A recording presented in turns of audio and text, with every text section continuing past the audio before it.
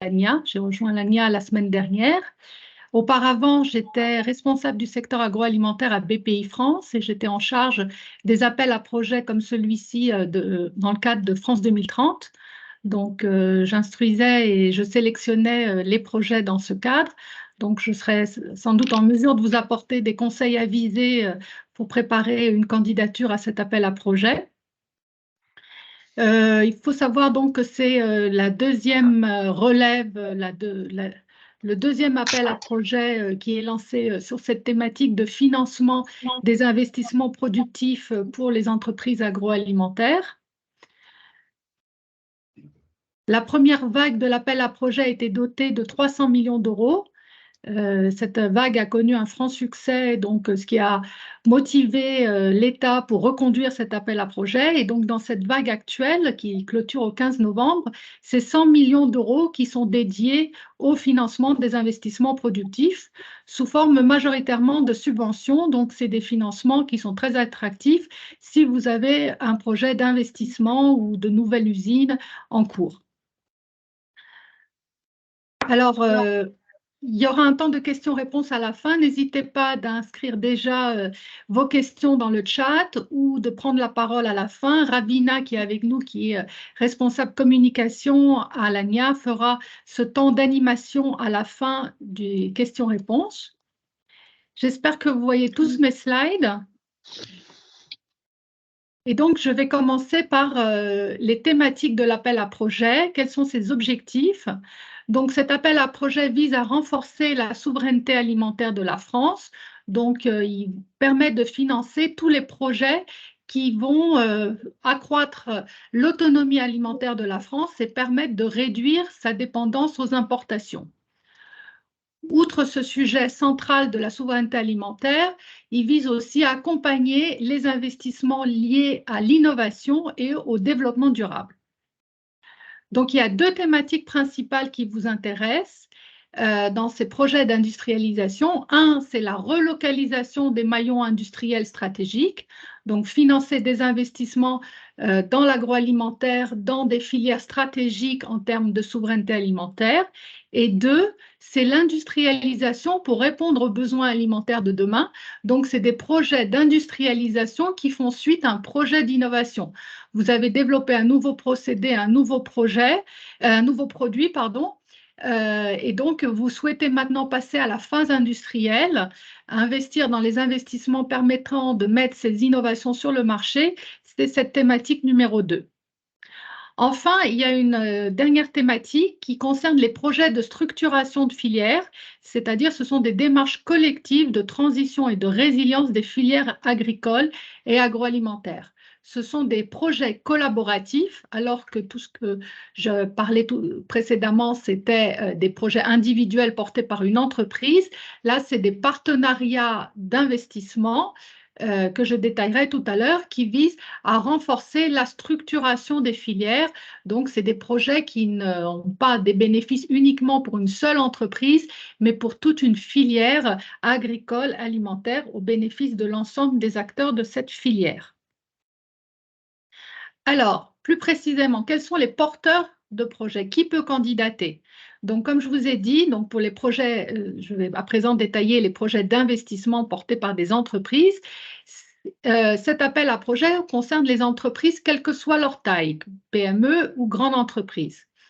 En revanche, on exclut les codes NAF, les entreprises relevant de codes NAF de l'agriculture. Je pense que ce n'est pas votre cas si vous êtes adhérent du réseau ANIA. Donc, quelle que soit votre taille, entreprise agroalimentaire, vous êtes concerné par cet appel à projet.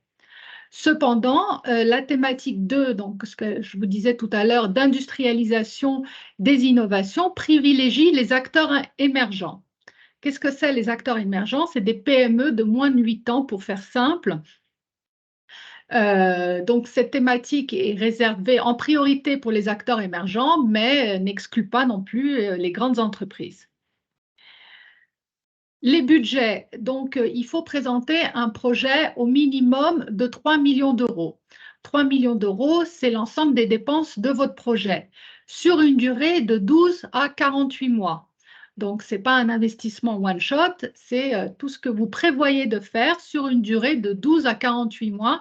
L'ensemble des dépenses d'investissement doit avoir un minimum de 3 millions d'euros.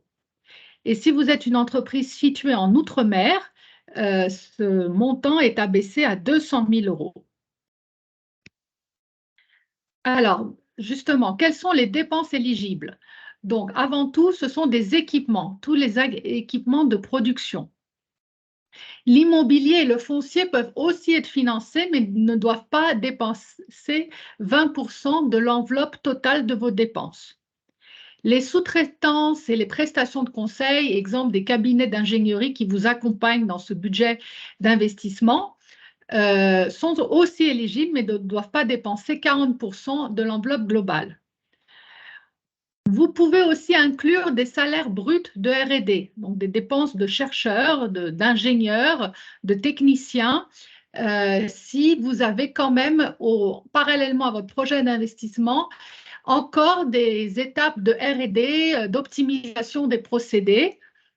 Donc, ces dépenses de recherche et développement, si elles sont minoritaires dans l'ensemble, parce qu'avant tout, c'est un projet d'investissement industriel, peuvent aussi être éligibles au niveau des dépenses donc, de ces personnels de recherche et d'ingénierie. Et également sont éligibles les immobilisations incorporelles, c'est-à-dire les brevets et les licences. À partir de quand ces dépenses sont éligibles? Ces dépenses sont éligibles à côté du lendemain de la clôture de l'appel à projet. Donc, l'appel à projet, il est ouvert jusqu'au 15 novembre. Jusqu'au 15 novembre, vous pouvez candidater. Et à partir du 16 novembre, disons, toutes les dépenses, toutes les dépenses que vous aurez affichées pourraient être financées si à la fin, votre projet était retenu. En revanche, les dépenses que vous avez engagées avant la date du 15 novembre ne sont pas éligibles. On ne peut pas remonter, il n'y a pas de rétroactivité, c'est uniquement à partir du 15 novembre que vos dépenses commencent à être éligibles. Comment votre projet sera financé? Donc, il y aura une phase d'instruction et donc les instructeurs de BPI France vont déterminer une assiette de dépenses éligibles. Ce sont les dépenses retenues et on appliquera un taux de 20 à 30% qui dépendra notamment de la taille de votre entreprise et vous recevrez une aide correspondant à 20 à 30% de ces dépenses retenues. Comment est déterminée cette aide? Donc, le montant de cette aide sera réparti à 60% en subvention et 40% en avance récupérable. Alors, qu'est-ce que c'est l'avance récupérable? L'avance récupérable, c'est une avance de trésorerie qui sera remboursée 2 ans après la fin du projet. Donc, si votre projet il dure 36 mois, 2 ans après, les remboursements commenceront. Sauf échec commercial pour les nouveaux produits. Donc, l'État partage le risque de votre projet si c'est un projet donc, qui est lié à une innovation. Donc, si c'est un investissement consécutif à la mise sur le marché de nouveaux produits, et que finalement, malheureusement, ces nouveaux produits ne rencontrent aucun succès auprès du marché. Vous dégagez 0 € de chiffre d'affaires, ce qu'on ne souhaite pas bien sûr. Mais dans ce cas, si c'est un échec commercial de la mise sur le marché des nouveaux produits, tout est transformé en subvention. Mais en tout cas, dans le meilleur des cas, cette avance récupérable, elle est remboursée à l'État 2 ans après la fin du projet en minimum 2 échéances. Donc, c'est 2 à 4 échéances. Donc, vous voyez que ce n'est pas du tout un prêt puisque vous remboursez sur un échéancier qui est très long, qui peut aller jusqu'à donc plus de 6 ans après la fin de votre projet. Avec un taux d'actualisation. Donc, il y a un taux d'actualisation qui est impliqué. Ce taux d'actualisation est défini tous les mois par la Commission européenne. Ce n'est pas non plus un taux d'intérêt puisque ce n'est pas un prêt, mais il y a une actualisation qui est calculée sur le montant de l'avance récupérable selon une formule donc, qui est appliquée sur le montant de l'avance récupérable pour le remboursement de l'aide, donc 40% en avance récupérable.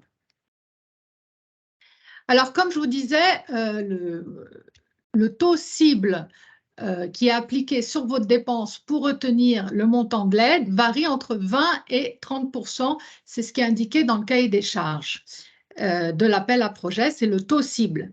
En pratique, les BPI France, les instructeurs, appliquent des régimes d'aide qui sont définis au niveau européen et qui indiquent les taux d'aide maximum applicables. Donc, au maximum, une PME du secteur de la transformation alimentaire peut bénéficier d'une aide de 40% de ses dépenses. Donc, vous pouvez escompter avoir 40% des dépenses que vous présentez. Sur les dépenses retenues, après que BPI France ait déterminé quelles étaient les dépenses éligibles, ça sera plutôt de l'ordre de 30%. Alors, les PME, c'est des entreprises qui sont indépendantes d'un groupe, moins de 250 salariés, moins de 43 millions d'euros de total bilan ou moins de 50 millions de chiffre d'affaires. Et quand on dit indépendante d'un groupe, en fait, il faut voir la table de capitalisation de l'entreprise, mais aussi bien finalement au niveau de ses actionnaires que des sociétés qu'elles-mêmes pourraient détenir par des voies capitalistiques. Et il faut donc qu'il y ait une indépendance par rapport à une entreprise qui fait plus de 250 salariés, donc une grande entreprise. Si c'est moins de 25%, on considère que c'est indépendant. Donc, c'est bien une PME indépendante. Si ça fait plus de 25%, je vous invite à consulter donc la FAQ, le guide qui est disponible sur le site de l'appel à projet parce que c'est un calcul qui est un peu plus complexe pour voir si vous correspondez à la définition de la PME. Pour les ETI, les entreprises de taille intermédiaire et les grandes entreprises, donc toutes celles qui font plus de 250 salariés ou qui font plus de 43 millions d'euros de total bilan ou plus de 50 millions d'euros de chiffre d'affaires, dans les hypothèses actuelles des régimes d'aide, tels qu'ils sont en vigueur actuellement, dans l'hypothèse la plus prudente, c'est 15% de taux d'aide. Donc, c'est 15% de vos dépenses. Comme vous pouvez avoir plus de 3 millions d'euros de dépenses, ça reste quand même intéressant, même si c'est 15%, mais avec certaines conditions. Le site d'industrialisation doit être situé en zone AFR, c'est-à-dire en zone à finalité régionale. Donc, c'est des zones sur le territoire national qui bénéficient de conditions particulières qui peuvent être aidées par l'État. Et pour savoir si votre société est située en zone AFR, je vous ai mis le lien qui recense donc toutes les communes éligibles à cette réglementation à finalité régionale AFR. Donc, vous aurez bien sûr les slides pour retrouver tous ces liens. Et la deuxième condition, donc zone AFR, est création d'un nouvel établissement. Donc, il faut que, pour justifier de l'incitativité de cette aide pour une grande entreprise, il faut pouvoir justifier que ce projet est vraiment très différenciant, très nouveau pour l'entreprise et qui conduit à la création d'un nouvel établissement, c'est-à-dire par exemple un nouveau SIRET, notamment un nouveau SIRET, ou la diversification d'activités au sein d'un établissement existant. Ou s'il n'y a pas un nouveau SIRET, vous diversifiez votre activité. Je ne sais pas moi, vous faites du lait, après vous faites des yaourts. Non, enfin, bon, vous avez vraiment une activité qui est différente de votre modèle d'affaires actuel. Voilà. Donc, ça peut être au niveau sectoriel. Donc, on pourrait dire que vous étiez dans le pain et vous faites des biscuits, par exemple. Voilà. Donc, les critères de sélection. Alors, tout d'abord, il ne faut pas être entreprise en difficulté. Ça, c'est une condition sine qua non.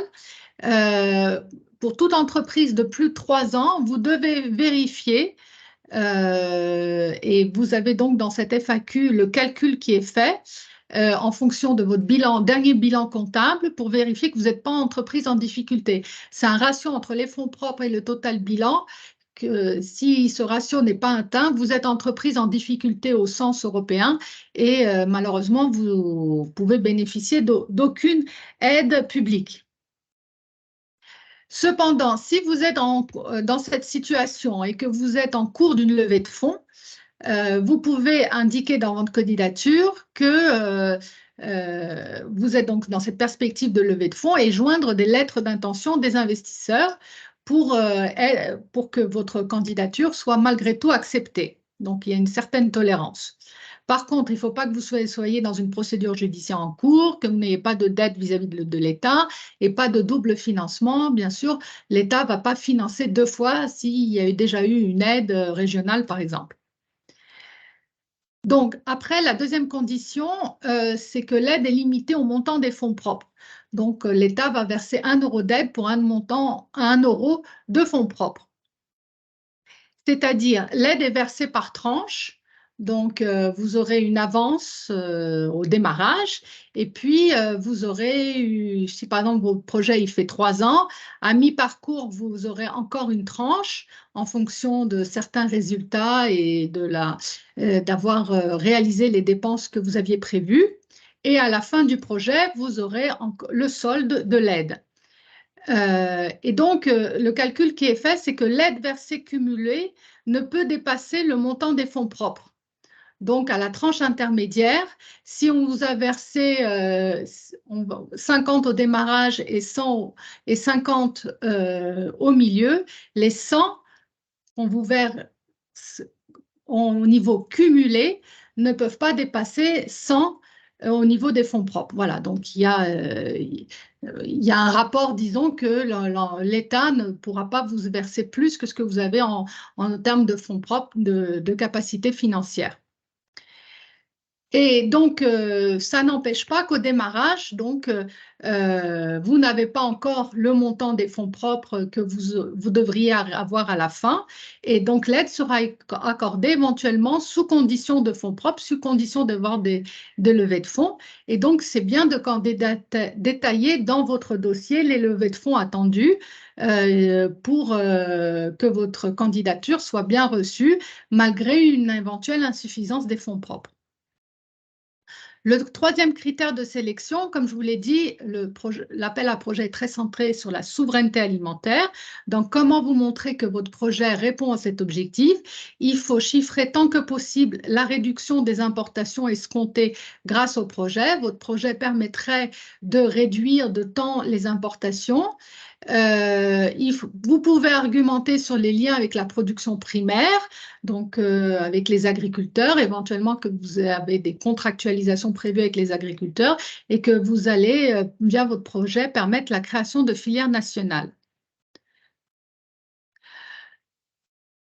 En outre, un autre critère qui peut favoriser votre candidature, sans qu'il soit indispensable, mais toujours est-il, plus vous apportez des arguments à votre candidature, plus vous avez des chances qu'elle soit retenue, parce que c'est quand même un appel à projet assez sélectif, c'est l'innovation. Donc, il convient, si tel est le cas, de justifier l'innovation de vos procédés, de vos nouveaux produits par rapport à l'état de l'art, par rapport à la concurrence, par rapport aux besoins du marché, par rapport à ce que vous avez comme connaissance de votre marché et de vos concurrents.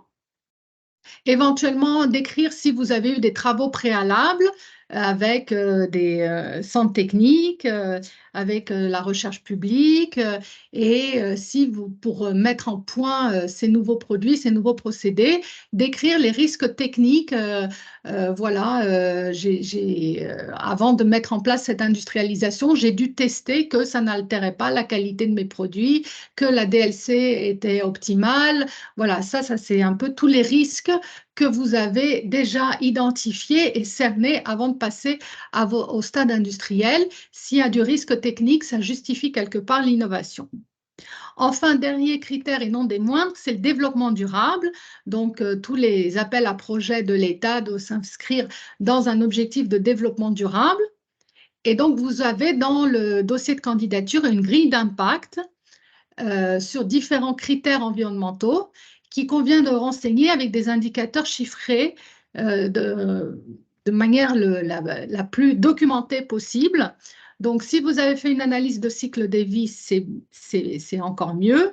Si vous pouvez argumenter, parce que dans la littérature, dans votre connaissance de votre secteur, vous avez des indicateurs en tonnes de CO2 évitées, en économie d'énergie, économie d'emballage, de matière, voilà. Plus vous apportez des arguments chiffrés, plus votre candidature a des chances d'être retenue. Et donc, il convient aussi dans cette partie-là de décrire la situation de départ. Voilà actuellement mon entreprise, quels sont ses indicateurs environnementaux et la situation d'arrivée. Voilà à terme, avec la réalisation de ce projet, de son investissement, ce que j'espère, ce que l'entreprise espère générer comme indicateurs environnementaux favorables. Et si vous, donc, vous utilisez des données de la littérature comme Agribalise, il faut citer vos sources. Alors, le processus de sélection, c'est environ 5 mois. Au tout début, donc, ce que vous devez faire d'ici le 15 novembre, c'est rédiger d'abord un dossier simplifié. Qu'est-ce que c'est un dossier simplifié? On vous demande uniquement des slides, maximum 30 slides, de description de votre projet, avec un plan qui est indiqué sur le site Internet. Donc, vous devez décrire le contexte de votre projet, la situation de votre entreprise, le déroulement du projet, éventuellement votre innovation, l'impact sur la souveraineté alimentaire, l'impact environnemental. Tout ce qu'on s'est dit jusqu'à présent doit être présenté sous forme de slides. Donc, voilà, ça reste un dossier simplifié.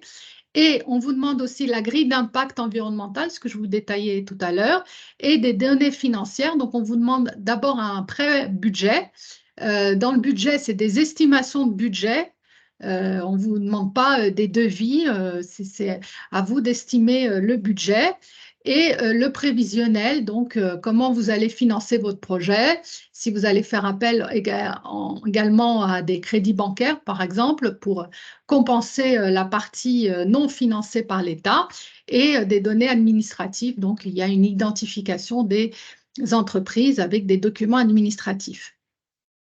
Après, il y a une présélection qui est opérée par BPI France. Si votre projet est présélectionné, il sera auditionné par un jury d'experts et vous avez la possibilité, dans ce cas, de récuser un expert, de refuser qu'un expert regarde votre projet si vous estimez qu'il y a un conflit d'intérêt avec cet expert. Après cette audition, si votre projet est retenu, vous aurez 21 jours pour fournir cette fois-ci un dossier complet, donc le dossier Word de description de votre projet. 21 jours, ce n'est pas beaucoup, donc si vous passez en audition, commencez déjà à préparer ce dossier Word parce que c'est un délai impératif à respecter de 21 jours. Et puis à la fin, donc une fois que BPI France a instruit votre projet, donc a déterminé une enveloppe de dépenses éligibles, a appliqué un taux d'aide, a déterminé les modalités de remboursement et les éventuelles conditions, BPI France va contractualiser avec vous pour que vous bénéficiez de cette aide et va donc verser cette aide par tranche en fonction de l'état d'avancement, l'atteinte de résultats et le niveau de vos dépenses. Donc, comme je vous disais, il y a 2 tranches, voire 3 tranches de versement avec une avance dès le démarrage. Alors, je vous ai dit au tout début qu'il y avait aussi une thématique, la thématique 4 des projets de structuration de filières. Je ne vais pas la développer ici parce que le webinaire, il est avant tout adressé à des entreprises individuelles avec leurs projets d'investissement. Mais si vous avez des projets dans cette thématique, je serais ravie d'en parler avec vous, notamment pour les représentants des fédérations sectorielles de l'ANIA. Rapidement, ce sont donc des projets collaboratifs, des projets partenariaux, associant à nouveau des entreprises, quelle que soit leur taille, et ou des syndicats. Donc, vous, syndicats de l'ANIA, vous pouvez bénéficier d'une aide dans ce cadre, et où ce n'est pas obligatoire des organismes de recherche, et là, c'est obligatoire un acteur du monde agricole. Et qu'est-ce qu'on entend par là? Ce sont soit des exploitations agricoles, des organismes de sélection, des organisations de producteurs ou des coopératives. Voilà ce qui est indiqué dans le cahier des charges. Donc, si vous êtes un syndicat agroalimentaire, on peut prévoir un temps d'échange pour vous aider aussi à monter un projet qui permettra donc de l'amont à l'aval, hein, puisqu'on inclut aussi des acteurs du monde agricole, de structurer votre filière. Si vous avez des sujets, des problématiques qui intéressent l'ensemble de vos adhérents et que vous avez un projet, on peut construire ensemble un projet qui inclut des dépenses de R&D et des dépenses d'investissement productif qui va permettre donc d'apporter des bénéfices pour l'ensemble de vos adhérents. Et là, c'est des projets plus modestes puisque le devis minimum, le budget minimum qui est présenté, c'est 500 000 €. Donc, voilà, pour l'ensemble du consortium, dont vous, syndicat, c'est 500 000 €. Donc, on peut réfléchir ensemble à un projet si cet objectif vous intéresse. Et donc, minimum 200 000 € pour les projets d'outre-mer et une durée de 12 à 48 mois. Donc, à nouveau, des projets qui peuvent être relativement longs pour construire ces projets de filière. Donc, vous avez là le lien de l'appel à projet. Donc, c'est sur le site internet de Bpifrance que vous trouverez l'intégralité du cahier des charges que je vous ai décomposé et explicité aujourd'hui. Le dossier de candidature, donc ce qui est attendu, et dans un premier temps, le plan de ces slides. La FAQ que je vous invite à lire de manière complète parce que vous avez toutes les explications et notamment ce qu'on s'est dit, est-ce que je suis une PME, est-ce que je suis une entreprise en difficulté, enfin la FAQ est assez complète et répond à de nombreuses questions que vous pourrez vous poser. Et puis, si vous avez encore des questions, vous avez deux adresses mail. L'une, donc Bpifrance, qui répond à toutes vos questions liées à votre projet d'industrialisation, et une autre, France Agrimaire, qui est l'opérateur donc de cette thématique 4, structuration de filière, si vous avez des questions sur cette partie-là. Et donc, la clôture, c'est le 15 novembre, donc il n'y aura pas d'autre clôture, c'est la dernière. Donc, voilà, vous avez un mois pour construire votre candidature. Et si vous voulez qu'on approfondisse votre candidature, moi aussi, je peux me rendre disponible pour passer une journée dans votre entreprise pour vous aider à préparer cette candidature. Donc, vous avez là mon adresse mail, n'hésitez pas à me contacter et on peut aussi avoir un échange téléphonique dans un premier temps pour voir si votre projet répond aux attendus de l'appel à projet avant d'envisager cette visite de ma part pour vous aider à préparer votre candidature. D'ailleurs, cette offre de service qui vous est proposée par l'ANIA, elle n'est pas limitée à cet appel à projet, mais si vous avez tout type de projet d'investissement ou d'innovation, moi, je suis à votre disposition pour vous rencontrer. Et même si vous n'avez pas encore un projet défini, pour vous aider à construire des projets qui pourraient répondre à des appels à projets ou des aides qui ne sont pas dans le cadre des appels à projets, des aides qui sont délivrées tout au long de l'année selon un processus non sélectif. Voilà, donc ainsi est venu le temps des questions-réponses. Si vous avez des questions, je serais ravie d'y répondre.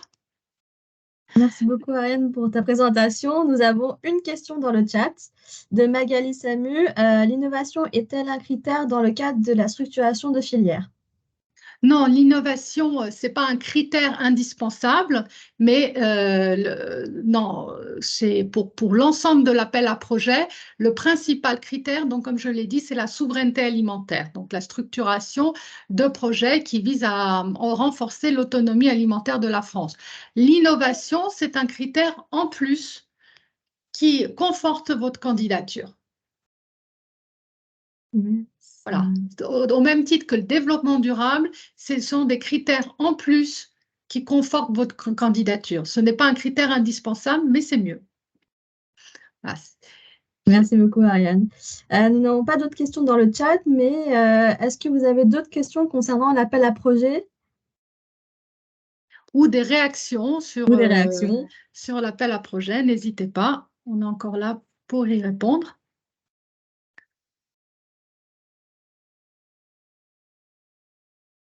Alors, pour le moment, on n'a pas d'indication qu'il y aura un autre appel à projet résilience et capacité agroalimentaire. L'ANIA y veillera.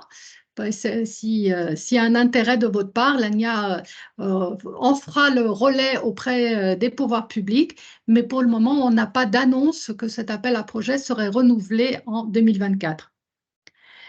Une extension de site, tout à fait, je vois la question pardon, de Vanessa Marion. Une extension de site, c'est tout à fait envisageable. Donc, quand on parle d'investissement, c'est soit une nouvelle usine, soit une extension de site, soit une nouvelle ligne de production.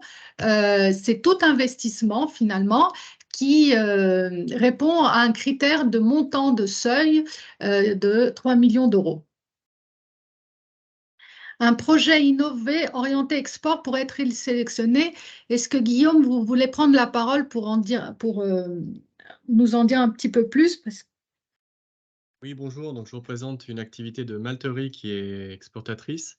Et donc, nous avons différents projets d'innovation qui visent à rendre l'activité plus performante et à renforcer nos exports, notamment. Donc, je voulais savoir si voilà, ces projets-là pouvaient éventuellement entrer dans le cadre du sujet.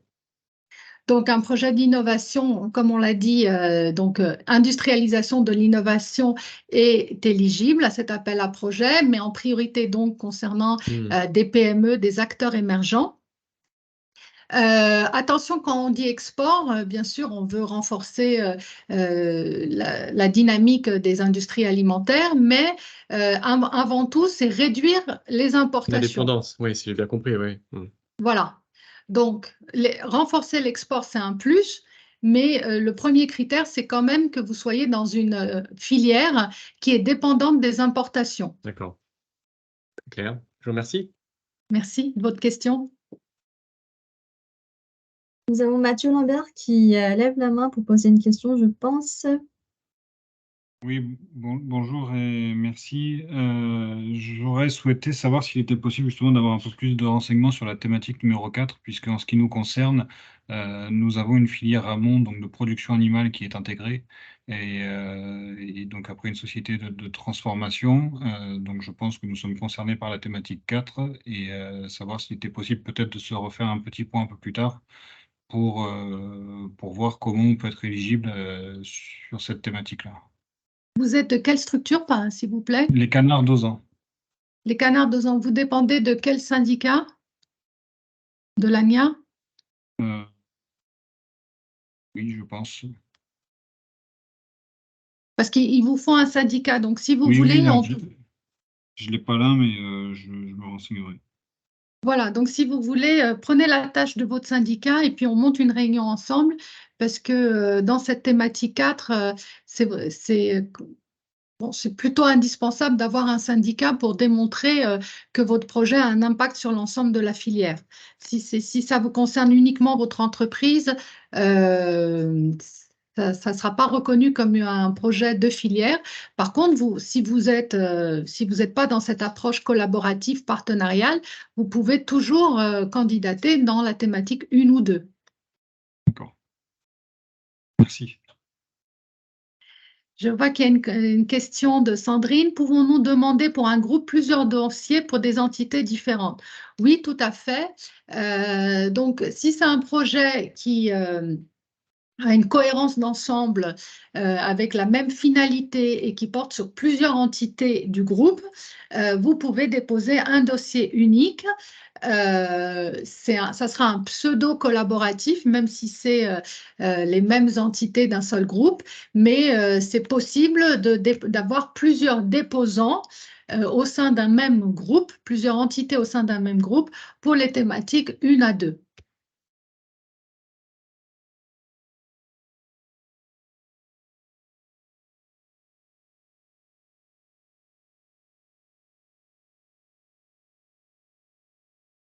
Pas d'autres questions, il me semble.